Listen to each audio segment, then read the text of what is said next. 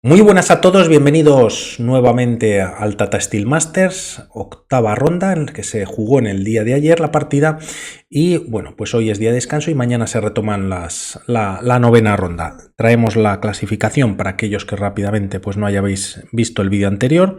Carlsen y Madmeyarov con 5,5 y Anis Giri, que es el jugador que lleva las piezas negras, 5 puntos, que está ahí en tercera posición, y Esipenko, bueno, pues con 4 puntos también muy cerquita de la cabeza. Todavía faltan 5 rondas por jugarse y es una partida muy interesante. Se entra rápidamente en un final, aunque hay diferencia de material, y ya en el tablero E4 por parte de Esipenko, a lo que Anis Giri responde con E5. Tras estas jugadas se entra en la apertura italiana, defensa de los dos caballos que hemos visto en las 2-3 italianas que hemos traído de este torneo, y tras estas jugadas de momento D3 y alfil C5. Por lo tanto, jugando de una manera más pausada, traspone a un yugo pianísimo, y aquí posibilidades para las blancas quizás es jugar H3 para evitar en un futuro un alfil G4, aunque de momento también típico jugar C3 con ideas de expansión por parte de los peones de B4, D4.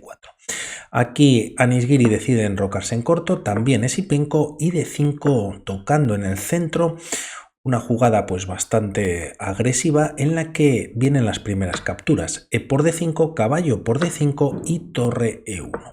Como vemos, se ataca hasta en 2 ocasiones el peón de E5, a lo que Esipenko contesta con alfil G4, clavando al caballo de F3, por lo tanto el ataque ya al menos de momento no es posible. Caballo B D2 desarrollando, y tras caballo B6 se toca al alfil de C4. Antes de retirarlo, la partida continúa con H3, alfil H5 manteniéndose en la diagonal, y tras estas jugadas alfil B3 dejándose el peón de D3. Esto Anis Giri lo aprovecha, dama por D3, y tras jugarse caballo por E5 se está entregando la dama, pero como vemos también la dama en D3 está atacada. No se entra en esta línea, la partida continúa con dama F5 por parte de Anis Giri, pues metiendo bastante presión en el punto de F2, pero se podría entrar en esta línea que es una auténtica locura. Tras capturarse las damas ambos jugadores, única para las negras, ya que el alfil está atacado y también el caballo en D3 ataca al alfil de C5 que no está defendido, por lo tanto hay que retirar capturando, y aquí la línea podría continuar con caballo por C5, capturar el alfil de casillas blancas tanto de caballo o de peón. No obstante, volvemos a nuestra partida en la que se evitan todos estos cambios, se juega dama F5 retirándose del ataque del caballo, la dama en D1 sigue atacada y además esta amenaza en F2 por parte de las piezas negras. Caballo F3, volviendo a cubrir un poquito todo en la posición, y aquí tras estos movimientos prácticamente se entra en una nueva partida, jugando torre F E8. El principal movimiento en esta línea tras 13 jugadas es torre A E8, activando la torre de la columna A. Nos vamos a las bases de datos y es curioso que solo hay 22 partidas en las mismas, pero que, bueno, pues los nombres nos suenan a todos. Lo juegan bastante en la élite: Magnus Carlsen, Wesley So, Timur Rayabov, por aquí más abajo estaba Leinier Domínguez, Levon Aronian, Anand, Rayabov, todas jugadas en este año pasado ya, 2021, y también estaba Svidler, Hikaru Nakamura. Por lo tanto se emplea muchísimo en la élite. Hay en torno a 20 partidas y había alguno más por aquí abajo, Maxim Vasilagraf también, y Levon Aronian. Bueno, pues bastante jugada o trillada esta línea por parte de los jugadores, ¿no? Al menos hasta este momento en el que Anis Giri juega torre F E8. Las piezas negras a cambio se han dejado un doble. Esipenko aprovecha, y tras G4, bueno, pues se podría continuar con una línea en la que tras torre por E1 jaque, dama por E1, y tras alfil por G4 se entrega material por parte de las negras, pero en caso de que las blancas lo acepten podrían llegar a una posición de tablas, ¿no? Se podría evitar también tras un jaque con un caballo H2, y eso en función de lo que decidiesen, ¿no? En ese momento, sobre todo, o en este caso el jugador de piezas blancas. De momento Anis Giri captura, y a esta captura continúa la partida con estos jaques rey H1, y aquí se decide por parte de Anizgiri jugar caballo E5. Ha entregado de momento un alfil a cambio de unos peones, pero está entregando una segunda pieza. El tema es que Sipenko puede decidir si la partida termina en tablas o no. Afortunadamente no termina en tablas, ya que tras caballo por E5, la línea acaba ahora sí forzadamente en tablas para las negras. Cuentan con dos piezas de menos, dama H3 jaque, rey G1 y dama G3 con nuevo jaque. Como vemos, el peón de F2 está clavado, no se puede capturar la dama. Si rey F1 viene el mate, y en caso o como única salida para las blancas pues sería hacer estos movimientos llegando a la repetición, ¿no? Como decimos, aquí Sipenko evita entrar en esta línea jugando caballo H2, se ataca a la dama y tras retirarse la dama a G6, pues de momento el material es que las piezas blancas cuentan con alfil que se ha entregado anteriormente por parte de Anizgiri a cambio de dos peones que podrían ser estos dos. La partida continúa con alfil C2, nuevo ataque sobre la dama y tras caballo D3 hay estos cambios, caballo F3, cambios de damas y como decimos pues vamos a llegar a un final muy rápidamente. Se captura un tercer peón y bueno pues esta es la diferencia, tres peones conectados pasados que tiene Anizgiri contra un caballo, una pieza menor que tienen las piezas blancas.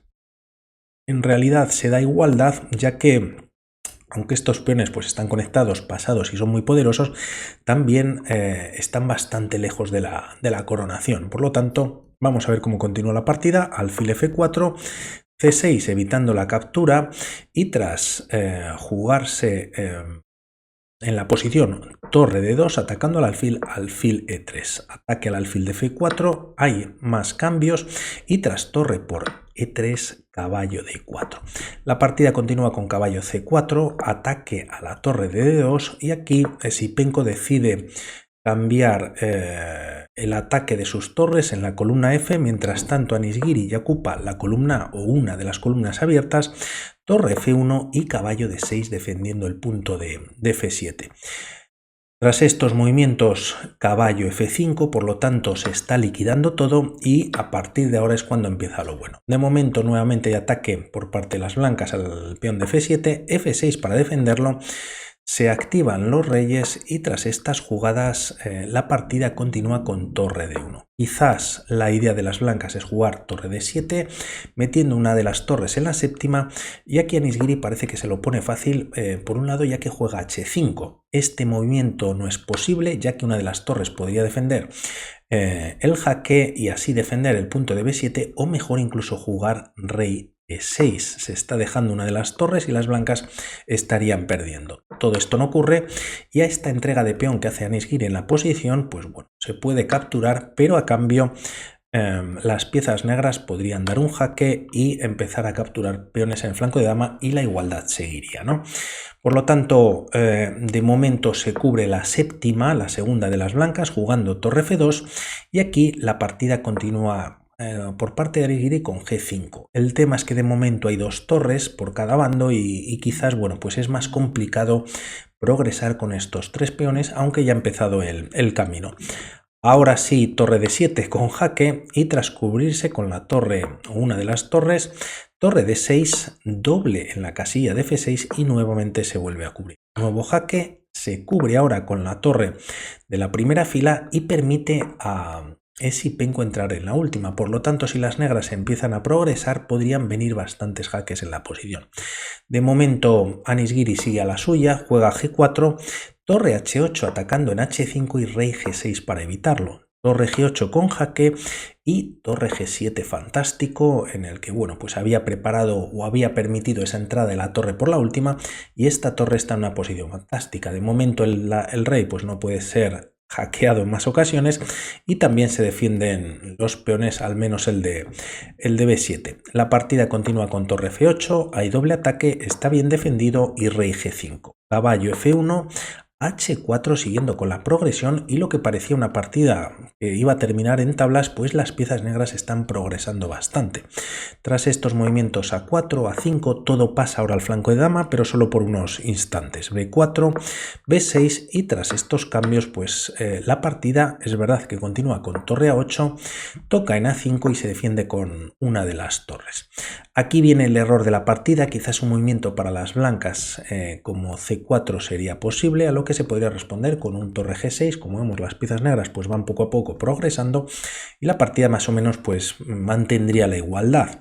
El tema es que si Penko juega caballo D2, tenía muy pasivo toda esta última parte de la partida el caballo y ahora quiere activarlo para quizás meterlo, bueno, pues por algún hueco y, por ejemplo, si G3, como pasa en la partida, caballo F3 y de alguna manera pues ya empieza a ser bastante útil en la posición.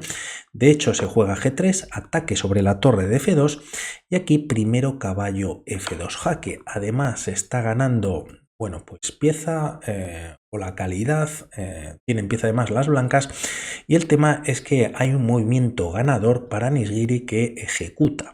Si por ejemplo, ahora veremos la diferencia, se juega rey F5, el tema es que este movimiento no es bueno. De momento torre F1, siguiendo con la línea, y tras incluso dar un jaque, rey G1 retirándose y a rey G4 retirándose también las piezas negras de una posible descubierta, pues la línea podría continuar por parte de las blancas con torre H8.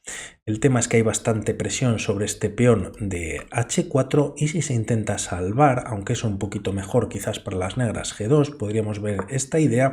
Parece que va a venir algún tipo de mate tras algún movimiento por parte de las negras, pero no llegan a tiempo. Torre H4, el rey prácticamente no tiene salida, simplemente por F5, nuevamente hay temas de descubiertas y a esto, bueno, pues se podría jugar este doble también bastante fuerte, ¿no? Caballo D4, rey G5, en caso de que captures la torre, pues capturo la tuya en H4 y torre por H3.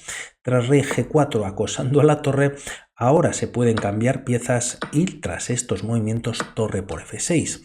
El tema es que las piezas blancas mantienen su pieza de más y este ataque que tenían las piezas negras con esos tres peones pues se ha debilitado hasta tal punto que están perdiendo la partida. Como decimos, Nishigiri había encontrado el movimiento no siendo rey F5 y sí rey F4.